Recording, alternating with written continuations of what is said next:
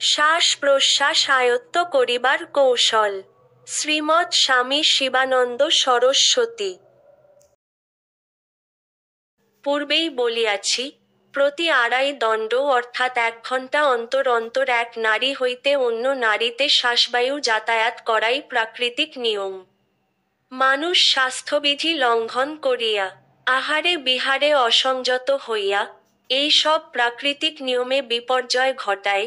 এই জন্যই শ্বাস প্রশ্বাস প্রবাহে বিশৃঙ্খলা দেখা দেয়, ইহার ফলে দেহ রোগাক্রান্ত হয়। যে নাসিকায় শ্বাস প্রবাহিত থাকে, সেই নাসিকার দ্বারা দম্ভর বায়ু আকর্ষণ করো। বায়ু আকর্ষণ সমাপ্ত হইলে, অঙ্গুলি দ্বারা নাসাপুট বন্ধ রাখিয়া বিপরীত নাসায় ধীরে ধীরে বায়ু রেচন করিবে। রেচন সমাপ্ত হওয়ার সঙ্গে সঙ্গেই অনুরূপভাবে পুনরায় পূরক বা রেচকের অনুষ্ঠান করো। 5-10 মিনিট এইরূপ অনুষ্ঠানের পর যে নাসিকায় শ্বাস বন্ধ ছিল সেই নাসিকায় শ্বাস প্রবাহিত হইতে আরম্ভ হইবে। এক নাসিকা হইতে অন্য নাসিকায় শ্বাস পরিবর্তনের ইহাই একমাত্র কৌশল। যাহাদের এই উপায়ে সহজে শ্বাস পরিবর্তিত হইতে চাহে না, তাহারা নিম্নলিখিত উপায় অবলম্বন করিলেই অতি সহজে শ্বাস পরিবর্তন করিতে পারিবে। যে নাসিকায় শ্বাস প্রবাহিত হইতেছে সেই পার্শ্বে কাত হইয়া শয়ন করো। অর্থাৎ যদি বাম নাসিকায় তোমার শ্বাস থাকে এবং দক্ষিণ নাসায় শ্বাস পরিবর্তিত করিতে চাও, তাহা হইলে বাম কাতে শয়ন করিয়া বাম বগলের নিচে একটা বালিশ রাখো। এইবার বাম নাসিকার দ্বারা ধীরে ধীরে বায়ু আকর্ষণ করো। বায়ু আকর্ষণ সমাপ্ত হইলে, কনিষ্ঠা ও অনামিকা অঙ্গুলি দ্বারা বাম নাসাপুট বন্ধ করিয়া দক্ষিণ নাসাপুটে বায়ু রেচন করো।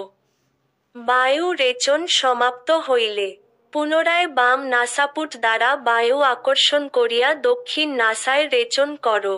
এইরূপ উপর্যুপরি কয়েক মিনিট করিলেই দক্ষিণ নাসা পরিষ্কার হইয়া শ্বাস প্রবাহ শুরু হইবে।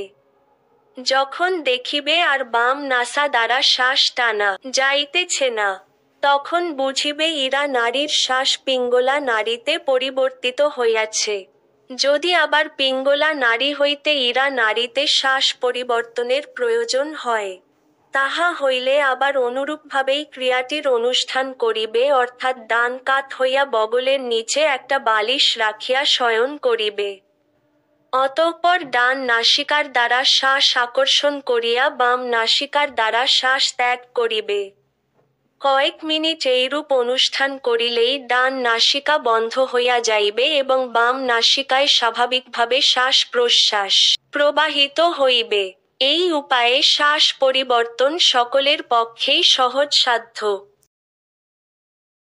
এইভাবে শ্বাস পরিবর্তন কিছুদিন অভ্যাসের পর আর শ্বাস পরিবর্তনের জন্য কাত হইয়া শয়ন এবং বালিশ ব্যবহারের প্রয়োজন হয় না।